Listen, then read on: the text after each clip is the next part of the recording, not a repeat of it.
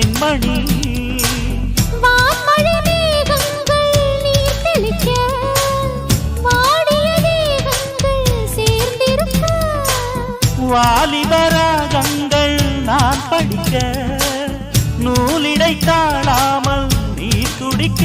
சின்ன பூவை தேன் நிலாவை தொட்டு விளையாட ஆனந்தம் கூடாதோ பாண்டியனின் ராஜ்யத்தில் புயலால வேண்டி நின்ற பைங்கிளிக்கு புயலால கையில் தந்தே கல்யாண மாலை மையல் கொண்டே நான் இந்த வேளை